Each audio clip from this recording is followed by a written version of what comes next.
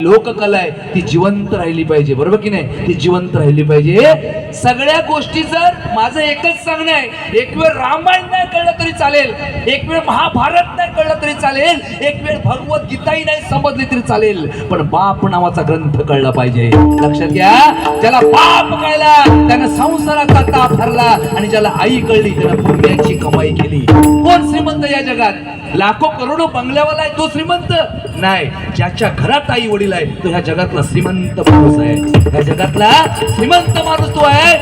20 वर्ष वारी करा पंढरपूरची, पायी करा, बिना चपलाची करा, अगदी गळ्यात तुळशीची माळ घाला, मच्छी मटण सोडा, पण जर घरात येऊन आईशी बापसाला लाथाडत असेल ना, त्या नालायकाला देव भगवंत कधीच भेटत नाही. हे काळ्या दगडावरची रेष लिहून ठेवा.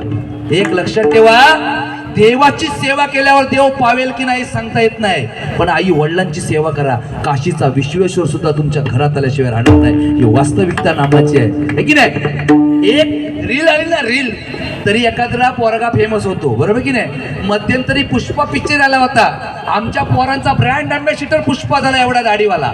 त्यानं एक शब्द टाकला, झुकेगा नाही साला. प्रत्येकाच्या तोंडात, बारक्या बारक्या पोरांच्या सुद्धा, झुकेगा नाही साला. आईशी सांगितलं नाही, अरे बसून शिशी कर, उभ्याने काय करतस? नाही, उभ्यानेच करे का, झुकेगा नाही साला.